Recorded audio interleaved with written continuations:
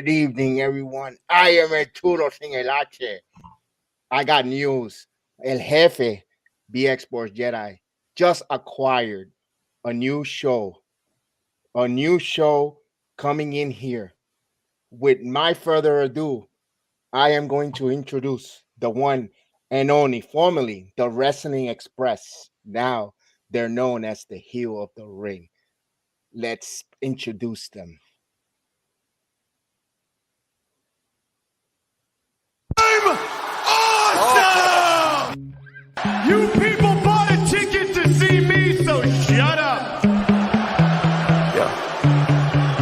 Sometimes I get so mad, there's no control. Ladies and gentlemen, just in case you live under a rock, I might you grab are a bat, looking I at don't the know, my youngest rap, my and blood fastest boils rising over like, star in oh God, here professional goes. I wrestling lost all today. feeling from my head to my toes. You said some shit that I can't let go, so just stay tuned for the rest of the show. So have you ever felt betrayed? Switches how you see things, realize something needs change.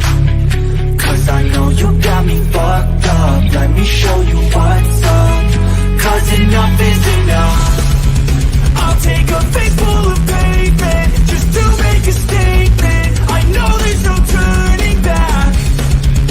Oh God, adrenaline wasted, so mad I can taste it. I know there's no turning back. I'll do what it takes, I ain't making mistakes like that. I'll play it on your face just to make you go take it back.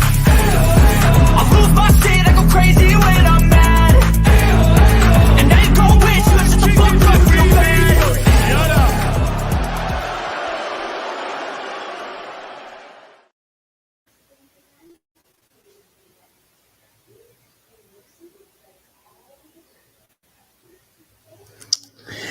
Hey, what's up there, ladies and gentlemen? I know MK's used to taking the lead, but this is my show now. Yep. Yeah, Yeah, you're the Shawn Michaels in this group, huh? yeah. So welcome to the must-see a wrestling show, well, of all time. And I'm your host, Heel, and this is my co-host. Want to go ahead? I am MK, formerly known as Terrence, but that's who I'm referring myself now, MK. And we used to be the what was that thing we used to be called, Heel? The Wrestling Express, and now Choo we work choo. for. Well, now we work for this place. He works for me. Oh no. Yeah. So anyway, this is Hill of the Ring. I'd like to welcome all of you to here. And so by the way, MK, what do you want to get started with today? I mean, we got to talk about some tragic news that we just got this past Monday. Unfortunately, WWE Hall of Famer, one of the best Intercontinental Champions of all time, Scott Hall, Razor Ramon, unfortunately passed away at age 63. You know, this after, and he'll correct me if I'm wrong with this.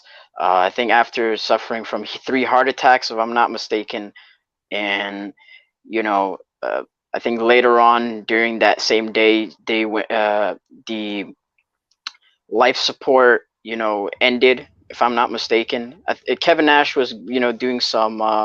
They took him off life support, if I Yeah. remember. Yeah. Yeah, and then we just got the news. It was confirmed right in the beginning of Monday Night Raw, and you know, it's pretty sad because, you know, I'm more of a newer wrestling fan. I mean, like, unfortunately, I didn't get to see Scott Hall, Razor Ramon when I was younger. You know, I got to watch him, you know, from like the network and stuff like that. And the one thing I would always say about Scott Hall or Razor Ramon is that he had that cool factor to him, and like he embodied cool, you know, from the entrance, the swagger, just everything about him was cool. And Yeah, and I will say he's one of those guys who will go down as one of the more influential guys who've never held the world title. And he's one of those guys like, you know what? He didn't need to be the world champion to be successful, and he was, had some classic matches from the ladder match with Shawn. I remember he had like a really good match with Brett at the Rumble in '93. Obviously you got the NWO stuff, right? So yeah, I mean, the list goes on and on with that. And hey, you know what? He's one of the best of this industry, one of the best IC champions in history. And yeah, I mean, hey, wrestling world lost a great legend. Yeah, without a doubt. Yeah, exactly. New World Order, and exactly. And I want to emphasize on that because, like, without the NWO, there is no Attitude Era. There is no edge to wrestling per se. There's nothing like that. Like, wrestling doesn't become as mainstream as it does today. And obviously, everyone's going to remember him for the IC title match with Shawn Michaels. And it was thanks to that match that you can say that the IC title actually became prestigious for the first time, arguably. And definitely, I mean, you can argue that he's even the most underrated member of the NWO. Yeah, I guess you could say, because I think it was always more focused on like with Hogan and Nash during like, especially like '96 and '97. But again, he just added that cool factor to it even more, going back from like the Razor Ramon gimmick, so yeah. I'm gonna elaborate real quick on Razor Ramon. I know it's a pro. I just wanted to come in and to say about Razor Ramon my thoughts. Very underrated wrestler, all the way back from his first stint in WCW. I think it was Vinny Vegas. He had that persona in there and try to find himself. Also tag team champions with Kirk Hennig in the AWA days.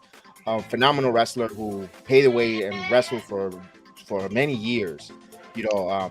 Very good teacher of the technical ring aspect. And just for him to do all the different gimmicks from the Razor Ramon character, with the Cuban accent, also going into that captivating storylines that captivated not just one wrestling company, two wrestling company. It actually made the WWE elevate their wrestling storyline and their wrestling performance to another level. Like you said, there is no Attitude level without that Razor Ramon leaving the WWE, heading into WCW, the way he evaded, the way that role that they played.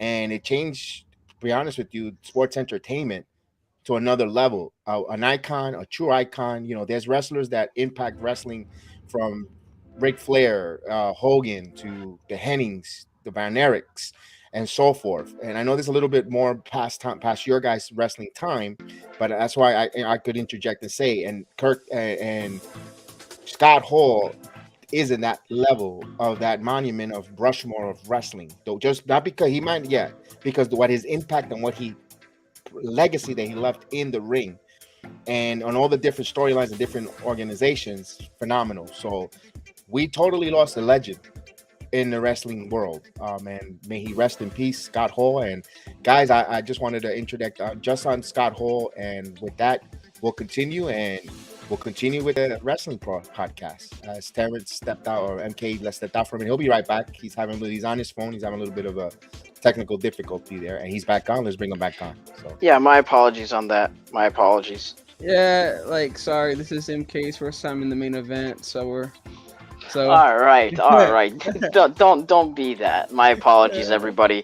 My apologies. I had to deal with some technical difficulties. So yeah. My apologies. But let's talk on a more positive note, shall we? Before we into like the other news, let's talk about the Hall of Fame.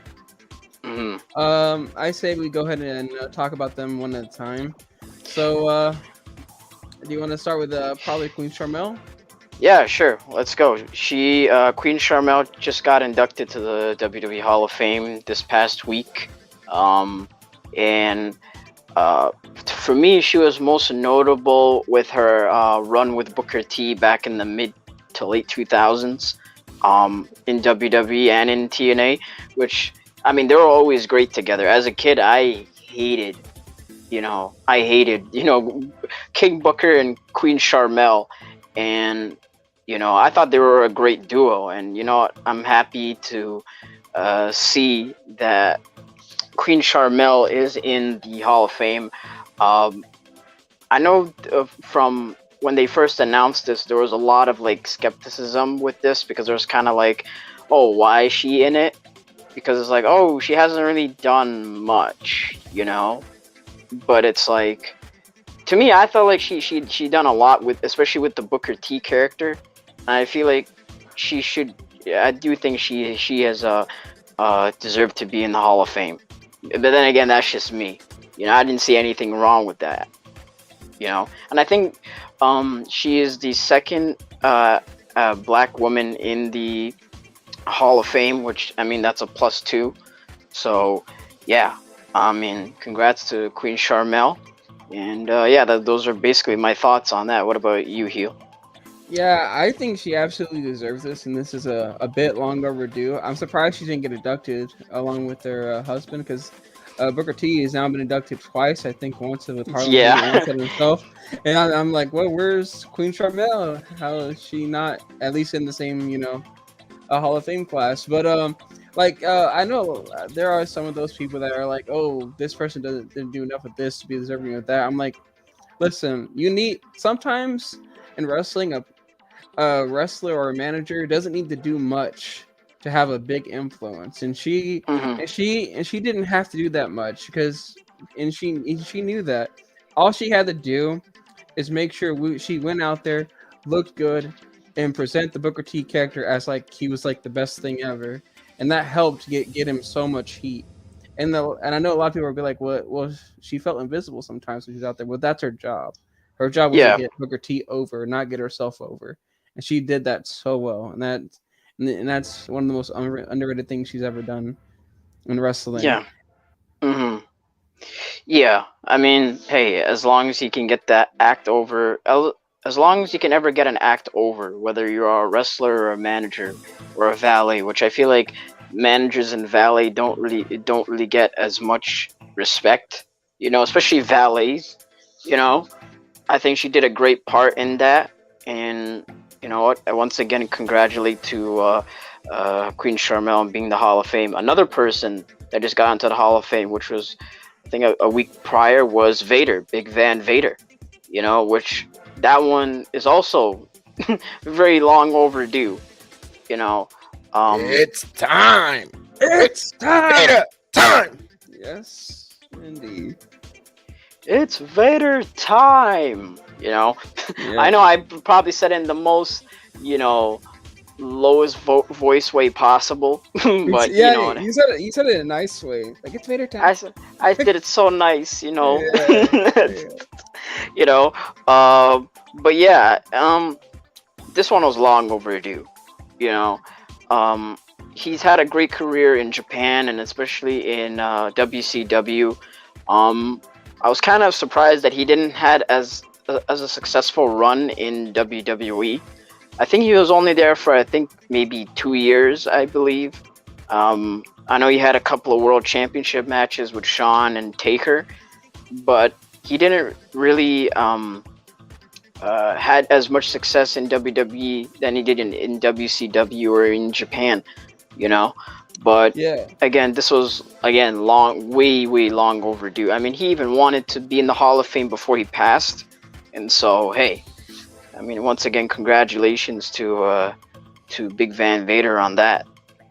Yeah, and ironically, I was listening to an interview with Sting, and he was talking about how Vader was so nice.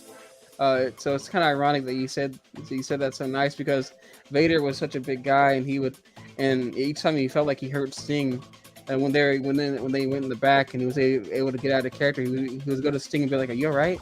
You okay?" And Sting would be like, "Yeah, man, I'm all right. It's just part of the business, Like,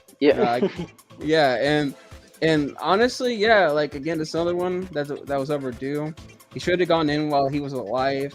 Again, I will always say this: one of the most underrated wrestlers that was in WCW, because I mean, literally, and on top of that, one of the most influential big guys you will ever meet in the Yeah. business. Like literally, without him, like the whole purpose of like a big man that could do big moves like the Undertaker, or even like Roman Reigns, like Or even they're just yeah. they're really big trailblazers and influencers, and Vader was definitely one of them. And Mhm.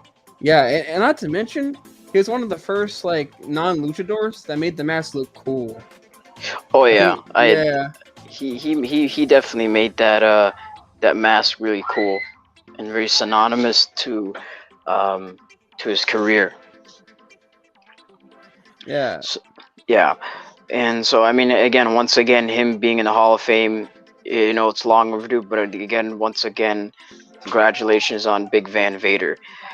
And then now we're gonna talk about the biggest one, which is the Undertaker being inducted to the WWE Hall of Fame. Oh You know, yes, yes, Undertaker, yes. Oh yes. you know, Yeah. like to me, I felt like he should have been inducted. Like he was one of those guys I felt like could have been inducted while he was still wrestling, in my opinion. But being inducted now, especially now, with WWE being in Texas, it makes sense. But yeah, I mean, look, um, obviously throughout the last few years of his career wasn't exactly the greatest, but he did leave on top with that whole Barnyard match. And Undertaker to me was like one of my favorites of all time. You know, um, to me, my favorite run with Undertaker would have been when he was the world heavyweight champion, feuding with guys like Batista and Edge back in the mid to late 2000s, and he had that great feuds with Edge and Batista, and then later on with Shawn Michaels. So like that, which I always felt like Undertaker has had like even greater matches as his career progressed. Like for the first, like I would say, like the first 8 years or so, it became more about emphasizing the character and his dominance. Later on, it was like him having all those all-time classic matches from, and then obviously the streak, which became like a really big draw for WrestleMania for the longest time. Which, man, like those streak matches, low key was like an added main event match to the card, you know. And with all those matches, we'd go from like Kane in WrestleMania 14 to the Ric Flair match in 18, and then those series of matches with Triple H and Shawn, and then Randy Orton, etc., etc. Like when you think about WrestleMania, to be honest with you, Undertaker to me was Mr. WrestleMania, not Shawn Michaels. Shawn Michaels may have had great match. Shawn Michaels may have had great matches, but Undertaker was really like what WrestleMania was. He, to me, was Mr. WrestleMania, which I never really understood, but that's like a completely different debate for another time, But overall, Undertaker being in the Hall of Fame, very much deserved. And Vince McMahon being the one to induct him makes the most sense, So again, I'm definitely looking forward to him, to hearing his speech, on Friday, April 1st, 2022. The night before WrestleMania Saturday. So Yeah, and it's gonna be, I think, for a lot of people, even though he's been out of character, at least on and off, for a little bit now, it's still gonna be weird to hear him speak out of the Undertaker character when he makes his Hall of Fame induction ceremony. And yeah, and he's actually one of the rare wrestlers that can actually fit in any era of wrestling. The really dark gimmicks in the 90s, then the really like American badass in the early 2000s. Then he got dark again and edgy in the early 2000s, and that's not sorry, well, late 2000s I should say, to be more specific, around 2007ish. Then yeah, he kind of stayed that way, but then he kind of like he kind of he just was a master of evolving his reinventing. character. Yeah.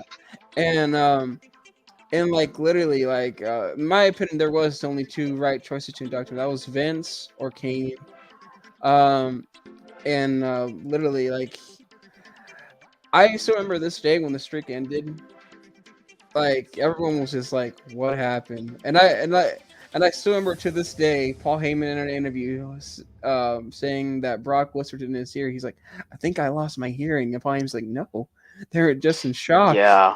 Yeah, Yeah, and it's like it's one of those moments where it's like, where were you when the streak ended? You know, like I was like, senior year of high school when that happened, and even I, during that time when the streak ended, I was like, I wasn't even paying attention to the match. I was kind of doing something else because the match wasn't really all that good. But then when I saw the crowd kind of shocked, I was like, wait, what's going on here? I'm like, wait a minute, they ended the streak? I was like, whoa. And it became a really big talking point, even to people who haven't watched wrestling in a long time. We're talking about this stuff, and that's how like monumental the streak was during I that mean, time. let me ask you this: no one expected that.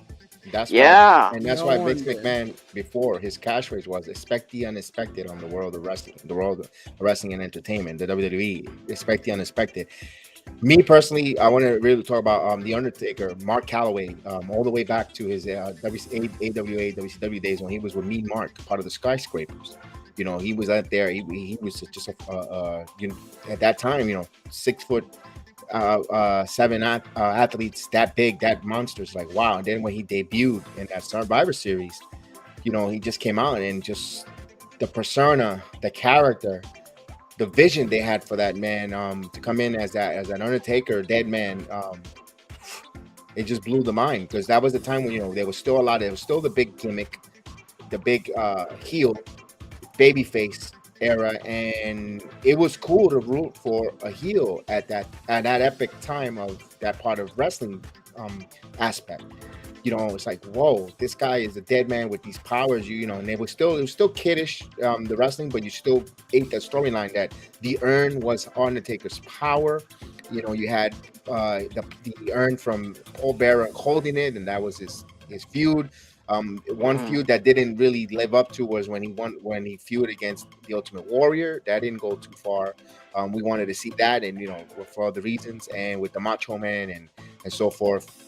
And he just like you said earlier, NK, he kept reinventing himself. Not only and that's the one gimmick and character that did not get stale after 30 plus years of wrestling. that's true. Yeah, he just didn't have to reinvent.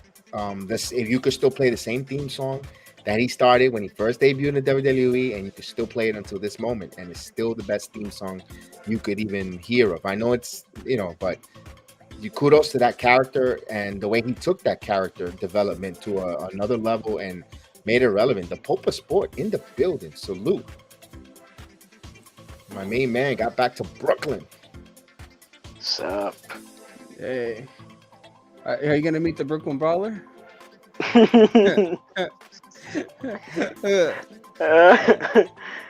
It's probably a Brooklyn Brawl just roaming down the streets of Brooklyn, just carrying around with the kendo stick everywhere. Yeah. Nah, but yeah. But Undertaker, again, and you made a very good point on that. Like his character to me never really gotten stale, and I think he is the king of like reinventing himself.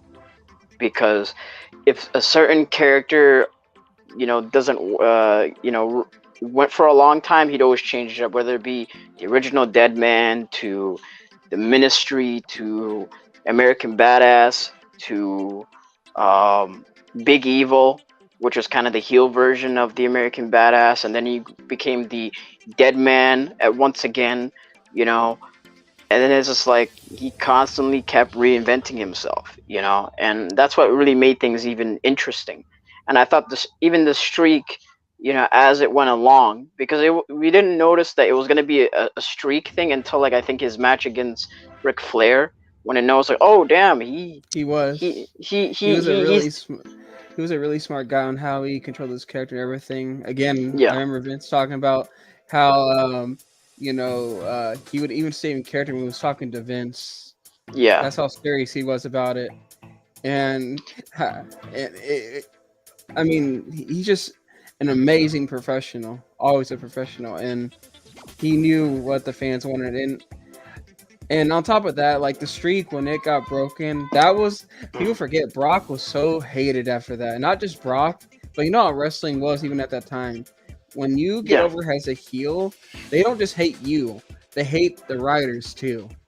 Which Yeah. is how wrestling works nowadays. And Brock, for the longest, was a heel because of that. And for a good year or so, people were saying, "Oh, why does he have to be the one to end the streak? Why does it matter?" And guess what? At the time, people were saying Brock's probably going to leave in like a year or two. Watch. Yeah. And Yeah. and look, he's still here. Not only is he still here, he's actually a face right now. He's actually getting cheered. Mhm. Like, It's kind of crazy though. Like he's getting cheered now, but this is the same guy who ended the streak. But whenever they did mention, if let's say he ever mentions like he ends the streak, he's gonna get immediately booed because of that. You know, so yeah. you know it is what it is. But overall, Undertaker being in the Hall of Fame, very much deserved, and I can't wait to hear his speech. You know, and speaking of Hall of Fame, you know, it'd be remiss if we're not talking about a little bit of WrestleMania. You know, WrestleMania's in 2 weeks. I want to get And- to one more thing. Oh, before go we ahead, get go to ahead, go ahead, go ahead. And that's the fact that Cody Rhodes apparently has signed with Oh. WWE. Yeah.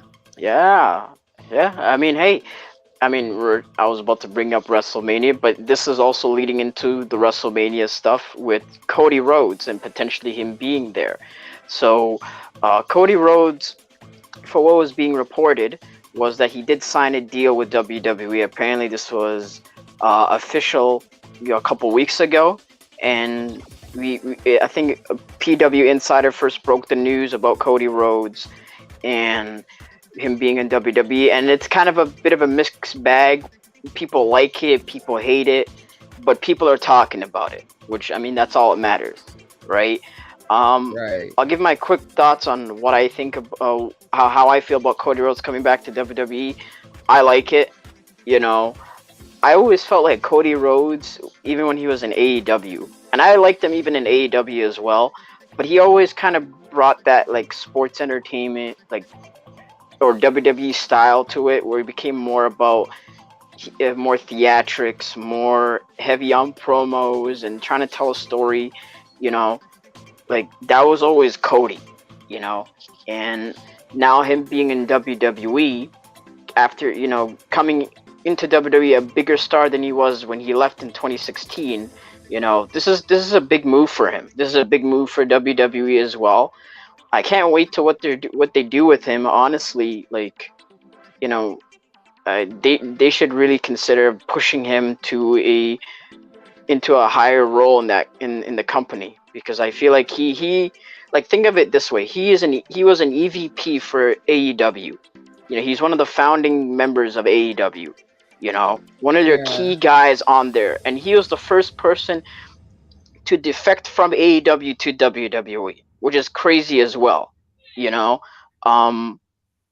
and this is a huge deal. Some people think that this is a mistake for Cody because he had all these perks in AEW. Other people really like it. I fall into the camp of me saying this is a great move for him, and you know, potentially from what we're hearing is that he's going to show up at WrestleMania, most likely going against Seth Rollins. So those are kind of my quick thoughts. What about you? How do you feel about, you know, Cody Rhodes being? I like this signing. And by the way, don't forget about your promo. I write your promos, okay? Wow. So don't forget about what we got to talk about. But anyway, yeah. So yeah, I love this signing. I think I remember even saying years ago when he first started, I was like, he's eventually going to come back. He's just going to reinvent himself, you know, and then come back, and then we'll see how things go from there. And he's doing it apparently. So I'm really intrigued to see where this goes, because I think when he left on a very sour note, you know, cough, Stardust. Yep. You know? Yeah. You know, but we'll see how this goes, and it's very intriguing. Apparently, he's gonna have a feud with Seth Rollins, but you know, I don't know. We'll have to see. Yeah, I mean, if it was up to me, if let's say if I was gonna play Booker here, like, he, like I said before, like Cody Rhodes is defecting from AEW to WWE and being an EVP and being one of their key stars in AEW. I do think that Cody Rhodes, whether you like him or not, should be presented as a big deal in WWE, because I feel like anything but being a big deal in WWE would be a huge, huge miss opportunity. I'm not really saying that he should be on the level of Roman Reigns, but he should be like near to the top of the card. Should be in a much better spot than what he was before he left. He should be, at least to me, they should like go where what they did with Drew McIntyre and Bobby Lashley, two guys who also got released from WWE and then came back and became a bigger star. And I think Cody Rhodes should get that same treatment where he comes in as a big deal, has a couple of feuds, but later on, eventually, you put him into the world title picture. And I do see main event level potential with Cody. Because he has good promos, he can tell a good story in the ring, and I think he can put on some good matches too. I think, overall, he should be presented as a big deal in WWE. But then again, WWE, you don't know what's gonna happen. But here's the thing, because like the tricky part about WWE is people always forget it's where the big boys play. Yeah. Like there's isn't I no offense to AEW, no offense to New Japan like that. This is where the true stars actually shine. Like if you're actually like you can be the best wrestler on the independent circuit, AEW in Japan, it doesn't matter. But just because you're that in one of those companies doesn't mean you're gonna be big in WWE, because that's a whole different beast. You're talking about the best of the best. It's like signing with the NBA or something like that. It's like you're gonna have to find a way to stick out. Yeah. And that's true. But even though with me saying that this is a big deal, we also have to understand that WWE at the end of the day it's pretty unpredictable. Nothing is really a guarantee, because for all I know, maybe things won't go the way it should be. Maybe he, I wouldn't say he's gonna go back to being like a job guy. Too. I was just reading the comments. Triple H versus Cody, maybe a feud, but I heard Triple H has done wrestling though. I'm not sure though. Honestly, that would have been an okay feud maybe a few years ago, but not at this, especially with Triple H and his health conditions. I don't really think so. But I do agree. One person in the chat did mention that it all comes down to booking, which I 100% agree. You know what they say though, MK. Like, do you really ever truly retire from wrestling? Not necessarily, Yeah, because even Edge came back and he's already a Hall of Famer. So yeah, I mean, I think with Edge is like he was forced to retire, and then when he got the okay to say, "Oh, you can come back," like he had that itch to come back. No pun intended. I said itch, not edge. Oh, no. But same thing. But yeah, Cody Rhodes, I think this is a big move. But again, it's like one of those things where I don't want to say that it's gonna go really well, because I don't want to, eat my words if things don't go so well. But I'm not gonna say he's gonna get buried there either. I think we just have to wait and see. But for the most part, I'm interested with it. Yeah, I'm interested with him being in WWE. Him potentially wrestling Seth Rollins at WrestleMania. That's a really big match to start off with for Cody Rhodes. I think that's going to be a really good match. I'm a big fan of Seth Rollins. And if this is the match you're going with at WrestleMania, I'm cool with that. I'm definitely down for that. All right. And now speaking of AEW, let's go ahead and give our thoughts on that real quick. And then sure. And then I guess we'll talk about a little bit about WrestleMania. So right, cool. AEW, there is some big news. Again, the Oprah is apparently their GM, because another debut happened. You know what I mean? And that was the Hardy Boys. Yep. Yeah, they debuted in AEW, and I'm not gonna lie. I don't know if they worked out while they were gone from WWE or whatever, but they look in phenomenal shape. They look like they did back in the old days. Especially Jeff. Yeah, Jeff for some reason just doesn't age, it seems like. Yeah, he doesn't look like he's aged that much in the last few years. He looks the same. You know, even Matt to a certain extent, he hasn't aged, which I mean, great. You know, um, Jeff Hardy coming into AEW was great. Them reforming the Hardys was a right move. Um, Although I will say this though, even though it is cool to see them back at the same time, maybe it's just me being a Jeff Hardy fan. I still want to see at least one more singles run with Jeff. You know, like I'm okay, I'm okay with them doing a reunion later on, but it's just like I feel like I haven't seen much of Jeff as a singles for the longest You time. gotta give Matt credit though, where it's due though. He got over on his own though with Broken Matt Hardy. Yeah. Of course, I mean Matt Hardy. The one thing you could say about him is that he's willing to, you know, try to get certain things over, whether it's the broken stuff and whatnot. He always constantly tries to reinvent himself. But the thing is with Jeff, it's like him coming to AEW is cool, but I wish, and maybe that may happen down the line. I think that he should at least get one more singles run before he calls it a day. And I'm not saying he has to be the world champion or anything like that, but at least kind of give him like a good solid singles run for a little while. Maybe work with a couple of singles feuds here and there. We can now see Jeff Hardy versus Sting. I mean, we could see that match again. If they want to go down that route. But oh yeah. But for now, I think where they're going for is basically just they're going to be a part of posse with Sting and Darby Allin, and they're going to face Andrea El Idolo's people or whatnot, and I guess my last question for AEW is basically is it safe to say MJF is officially the face of AEW? Because when you look at him, he is getting over in that company in ways I don't think anyone could have predicted. And on top of that, I would make a case he's not only the face of the company, he's the most over guy in that company. Because like, and he's a prime example too. Like, you gotta when you're first building a company, you gotta take gambles on people that haven't never been signed with WWE or Japan, etc. Because then those people become aligned with your company. And now MJF, no matter where he goes, will now be known as the all elite guy, just like AJ Styles will always be known as the Impact Wrestling guy. Would you agree with me? As MJF being like kind of the face of AEW? Face of AEW, yes.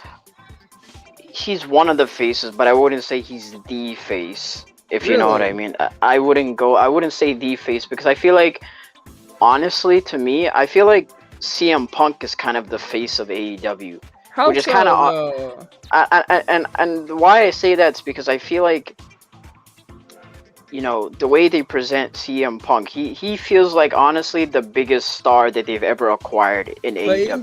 But MJF is a homegrown talent though, and he's I agree he is a homegrown talent, but I also feel like CM Punk is the most well-known guy right now in the locker in AEW, and I kind of feel like I didn't know that, Pope. Sorry to interrupt. And I feel like even as a babyface, he's to me the top babyface in AEW right now, and I feel like whatever he does, whether he's feuding with someone like an MJF or not, his feud feels like the most important thing in AEW, more important than honestly than the world champion Hangman.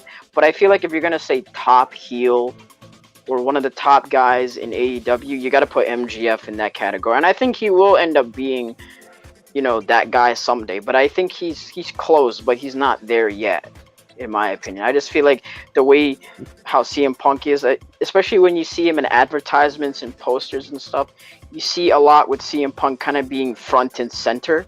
So it's like CM Punk is kind of like the face of AEW, in my opinion. That's just by the way how AEW tends to promote stuff. It feels like CM Punk is more of the face of AEW than anything else, All right. And now we go to WWE. So, Hangman's title run. Okay. Oh, yeah. Hangman's title run has been a little bit lackluster. Yeah, I actually wanna touch on that real quick. All right. I Go ahead. wanna touch. You know, Hangman. Because I've had discussions about Hangman Page, in terms of his title run, and honestly, to me, and I think Hangman Page is talented in the ring. Don't get me wrong, and he's had some good matches, but he kind of he feels like one of the least important world champions they've ever had, or one of the least, if not I'm the. surprised. Oh, hold on. I just want to come in there one second. I'm surprised that title isn't involved with the MJF and CM Punk feud. Yeah, Whatever that's MJF's doing. that's the Yeah. thing. I think, honestly, to me, speaking of CM Punk, like, Hangman Page's title run to me reminds me of like what CM Punk's World Heavyweight title run in 2008, where he's the champion, but he doesn't feel like the most important guy there. Like, he feels more third or fourth tier important guy on the show. You know, it feels like Punk, MJF, Chris Jericho, whatever the Elite is doing. Yeah, he doesn't stand out. No, and I think, like, don't get me wrong, he's popular, he's over, but it's like the way they portray him on TV. It's like they always put him in the middle segments on the show. They don't really highlight him as much. And especially, this is a company where they always say, like, they want to make their champions feel more important. Ironically, you know what it feels like? It feels like when Christian kind of first won the belt. It's like it's kind of feels a little bit forced. Like, you know what I mean? I wouldn't necessarily as forced, Well, because I maybe thought not forced, but almost like a thank you, I guess you can say, for being here type of deal. I don't know. the reason why I say with the CM Punk 2008 World Title run is because with CM Punk, when he held the World Heavyweight title in 2008, when he cashed it in against Edge, you know, he was on Raw. He was the world champion on Raw, and he was the world champion, but he was also felt third or fourth tier behind the Chris Jericho Shawn Michaels feud and the Batista Cena feud and whatnot. And he just felt like, well, he's the world champion, but he doesn't feel like the most important guy, which that's what he should be, you know. When Drew McIntyre was the WWE champion, he felt important. When Lashley was the champion, he felt like the most important guy there. When Roman feels like the champion. Even Jinder Mahal, arguably. Heck, even Jinder, like, say what you want about Jinder, but they at least presented Jinder as a big deal. Like, they always had him open and even close the shows when he was on SmackDown. And even if we're talking about AEW, they presented Jericho as a big deal when he was the world champion. And even Kenny Omega, they presented him as a big deal as world champion. But I also feel like the problem with AEW a little bit is that they tend to put over so many people to the point where nobody really feels like they're elevated. You know what I mean? It's like everybody kind of feels like they're on the same level. You know what I mean? Including the world champion. You know, with the exception of a few people, it's like one week they would always put the TNT title in the main event. Next minute they put the women's title. And I'm all for having different main events and spotlighting different people. But it's like I always feel like the world title should be like at least a big chunk, a big portion of focus on the show. Not to say to take over the show like Triple H in 2003, but like it has to feel important. Like how Roman Reigns feels important right now. You know? When the world champion is there, it's a big deal. And could they still do that with Hangman? Oh, absolutely. It's just that they need to package him more. They need to, you know, focus him a lot more than they have in the last few months. You know, sure, he has good matches, but to be honest, having good matches in this point isn't really like a big deal. You know, anyone can have a good match. Yeah, like, what else you got? You know, it's not like, oh, he has good matches. Okay, well, Big E had good matches, and people didn't like his run as champion. You know, so what does that really mean? You know, so Yeah. I don't know. So now let's go to WWE and you know, hold that thought. Do you want to look at the chat real quick? I mean, we respond to comments as they come. So Okay, cool. all right. So now that we're going to WWE, I guess you just want to hop into some WrestleMania talk, or do you want to? Yeah. Okay. I mean, we could talk about WrestleMania. I guess we can blend them into like one, in a weird way. So how are you liking this build to Roman and Brock? I enjoy it. Honestly, this has been their best like version of their feud, like ever, because they feuded like 3 times already, and this is obviously their best like story and feud yet. Brock as a babyface has been super entertaining. Roman as a heel, has been pretty entertaining. The Paul Heyman drama for the first few months was really entertaining, and now just Brock just out here, wanting to get revenge on Roman Reigns for what he did at Madison Square Garden, especially that segment that they did on SmackDown the other day was just completely nuts. I'm enjoying the build. Unfortunately, the one thing I don't like about it is that they're making this a unification match, which I feel like was so unneeded. Like I'm all for making. The champion go from brand to brand, so I I find that cool. It's I feel like it's like I get why they did it, but it's like I don't think it needed to be title for title, but then again it makes the match more entertaining. Yeah, I get that, but I also felt like the match was already big as it is, but it is what it is. It's not a bad thing, but it's like it's one thing I don't think it was needed in my opinion. Yeah, it's like I'm not, and plus I've always felt like, especially with this day and age, I think they need to have 2 titles, but they might end up doing that again down the road anyway, so it's like it's whatever. But overall, like I'm enjoying the build with Roman and Brock, and I think the match is going to be really good.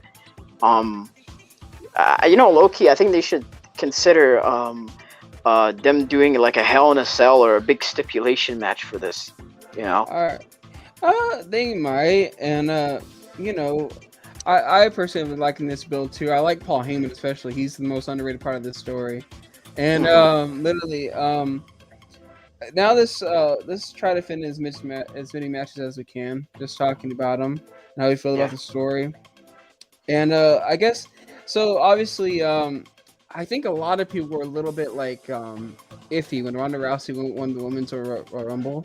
Mm-hmm. So, and the story, I guess you say, is there needs to be more there. But on paper, I'm not gonna lie, I'm looking forward to a great match at WrestleMania between Ronda Rousey and Charlotte. Oh no, the match is gonna be fire. It's gonna be good. Like their last match at Survivor Series in 2018 was a banger, and that match ended in a DQ, but it was a banger. And I think the match will still be great. It's just that the feud has kind of been very lackluster. It's like they're trying, like, trying to make it feel like it's personal, but it's like, I don't know. It's like, hey, how do we say in those days? Hey, it's personal there, John. It's personal there, John. It's business is about to pick up there, King. So it's it's like I get why they're doing the match. I was for them doing this match because I thought them doing Becky Lynch and Bianca Belair was a better route than doing Becky versus Ronda. I feel like they could just save that for later, right? But I just feel like this feud between Charlotte and Ronda, it did get a big reaction on SmackDown, but it's like, it's kind of like, it's not really doing it for a lot of people, But it is a WrestleMania. But on paper, it is a WrestleMania type match. I think, we can't deny that, and I think the match will still be pretty good. I think that's too. Now they go Becky Lynch, Bianca Belair, and I'll be honest with you. I'm not really looking forward to this. I know the mayor of Knoxville is probably going to tweet about this, but let's be honest. Other than that, it's like no one really is invested in this match. At least personally, in my personal opinion, I think people are invested in it. I think people and I thought they needed to do this match because of what happened at SummerSlam. They needed to conclude the story. Whether it main events the show or not, to me, it doesn't really make much of a difference. But I feel like this match has a little bit more steam than Ronda and Charlotte. And I think it's more so like we're just waiting to see Bianca beat Becky Lynch, which that's the right outcome. I think the match will be pretty okay too. Yeah, and then we got Drew McIntyre and Happy Corbin. Drew McIntyre is going to win. That's not a spoiler. That's a prediction. And if it doesn't happen, Don't you mean the other way around? It's not a prediction. You got me there. You got me there. You're botching, my guy. You're botching. Yeah, you know? I botched. Yeah, that's what I meant. And if someone rewrites it, it was me. So yeah, the one thing I will get, there's two things I guarantee from this match. I guarantee Drew's gonna kick out of the end of You don't have any days. thoughts, do you? Oh, No, Drew's gonna kick out of the end of days, and he's gonna beat Corbin within like 10 minutes. You know, look, I've always liked Corbin. I'm not a big fan of the happy Corbin stuff, but I always felt like he was kind of underrated as a talent. He won the lottery. How are you not happy? I like Brooke Bear and Corbin better, you know, but you like Brooke Bear and Corbin? Yeah, and Drew, I like Drew, you know, I like Drew, you know, I just feel like he should be more in the main event picture, but hey, if it's something for them to do and get him into a match at WrestleMania, sure, why not, no problem, you know, Right. it's not my first choice of a WrestleMania match, but it's like, alright, it's, get to put both of them on the card, I guess. Next, we got the Usos versus King Nakamura and Ricky Boggs. This is not a match befitting a king, I would say. So yeah. I'll be honest with you, this should be a good match, but I don't know why it's happening. So yeah. Okay. So we already talked about Lesnar and Reigns. And next we got a Fatal 4-Way tag team match. Queen Selena, Carmella, and Sasha Banks, Naomi, Rhea Ripley, Liv Morgan, Natalya, and Shayna Baszler. For the women's tag team titles, I mean, it is what it is. I think it's basically going to be one of those matches that's just in there, so that way everyone can calm down and get it ready to cheer for the next match. So that's, you know, it is what it is. Johnny Knoxville versus Sami Zayn. I mean, it's always entertaining to see, you know, celebrities come in and wrestle. But I will say the one catch about this match is it does say anything goes. So maybe this is where Cody Rhodes debuts and he interferes and helps Johnny Knoxville win. That could possibly be the reason why they put the anything goes stipulation. Then we got Pat McAfee versus Austin Theory, which is actually, I remember when I first heard about this match, they were interviewing Vince McMahon, and Vince was like, "Hey, you got a match at WrestleMania," and we didn't know who, and it just it turned out to be Austin Theory, and Austin Theory has been bullying him, and you know, it's actually been pretty entertaining to watch, actually. See Austin Theory just be a bully to Pat McAfee. And yeah. With Pat McAfee and Austin Theory, I think it could be a fun little match, you know. So, I mean, I think the match would actually kind of be like a sleeper match of the night, in my opinion. Yeah, and then we got Edge versus AJ Styles. So it's just going to be a good match, I think. It really is, just is going to be a good match. And then we got RK Bro versus the Street Profits for the Raw Tag Team titles. Again, it's going to be a good match, and I feel like, honestly, this has a chance to be the best tag team match on the card. I think. Have you spoken about the Logan Paul match yet? We got to save that for obvious reasons. Ah, okay. In terms of like the AJ and Edge match, I think it's gonna be a show stealer. I know some people are kind of iffy with the whole Edge heel turn because of how sudden it is, but I'm liking the heel Edge stuff right now, especially his new theme song. But I think the match is gonna be pretty good, and I actually do think this feud is gonna probably continue post Mania, in my opinion.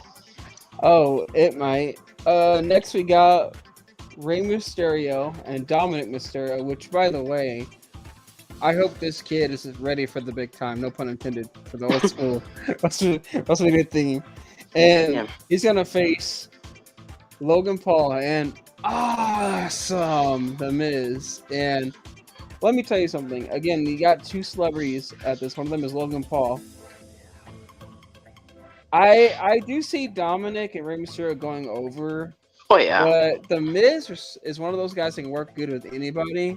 So don't be surprised if this is the match that actually somewhat steals the show, actually. Mm-hmm. Like, do you think it has a potential? Oh yeah. Here's the thing. Some people don't really like this match because I think one, they feel like WrestleMania has way too many celebrity matches, you know.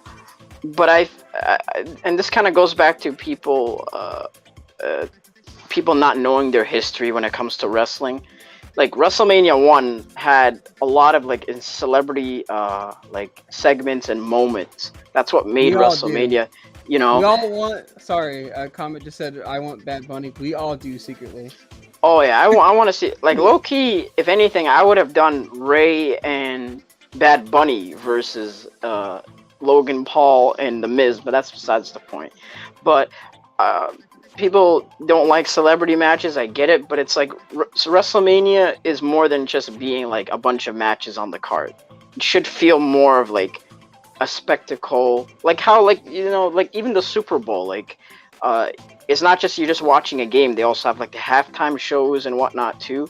And Logan Paul being with The Miz makes the most perfect sense. Like when they first did that segment on Miz TV several weeks ago, and they announced Logan Paul was gonna be the tag partner, the crowd booed like crazy, and I'm like, okay, they got dude, they got major heat, and I'm like, okay, that's perfect, because then when they have the match at Mania, that thing. I want to say that to, you know what? Yeah, but I'm just saying, like, I think this is gonna be a fun match. I don't think it's gonna be like a 5-star classic, whatever, but I think it's gonna be a fun match, you know, and I'm looking forward to it actually. You know, it's. I am too. Yeah, and plus it's something for like Ray and Miz to do on the card too, and at least it's involving Logan Paul. So it's like, you know, here's a celebrity that people don't like, so it makes the most sense, you know. So, you know, why not? Like, I think it could be a fun match.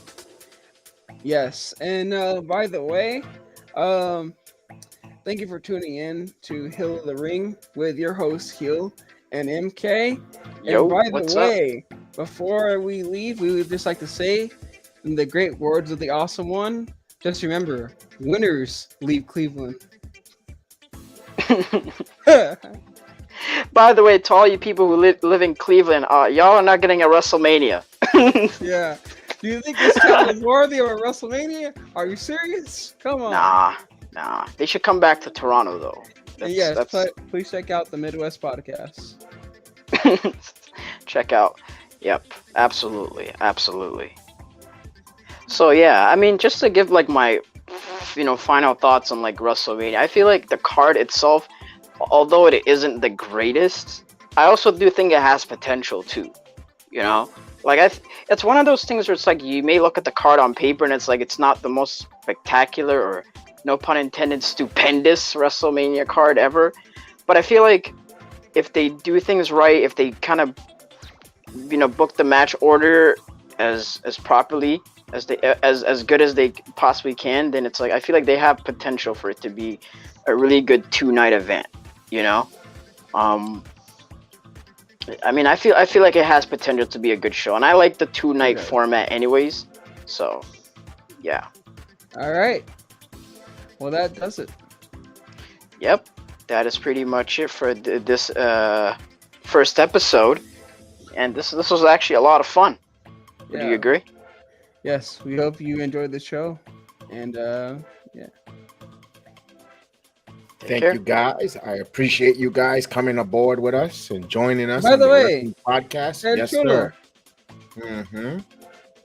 Are you from Cleveland? Exactly. That's why he's a champion. I'm a winner. I'm a champion. I'm not from Cleveland. Yeah. I'm from parts unknown. That's why he's got the title. All in all, good show. El Jefe, the Box Jedi, he's going to be very happy. Very happy. very happy. Very happy. The big guy. So, WrestleMania coming up. Is are we gonna have a watch along or what? Oh, we will have to get back to everyone on that because Yeah. But who knows? We'll have to see because just like the Miz, my time is precious. So we'll see. We'll have to wait and see on that. Yep. Awesome. All right, so guys, thank you so much for Heel and MK. They're the new additions to the channel on the BI Sports Jedi Network. I'm here as El Chulo Sin El H. You guys have a wonderful night. We'll keep it in the ring. And always pin. So guys, we'll see you on the next time. Well, let's bring in one more time the guys to say good night, and then we'll run their intro. Goodbye and good night. I'm awesome! You people bought a ticket to see me, so shut up! Yeah. Sometimes I get so mad, there's no control. Ladies and gentlemen, just in case you live under a rock, I might you grab are a bat, looking I at don't the know, my youngest rap, and my blood best boils defining over like, star in oh God, professional here goes. I wrestling lost all today. feeling from my head to my toes. You said some shit that I can't let go, so just stay tuned for the rest of the show. So have you ever felt betrayed? Switches how you see things, realize something needs change.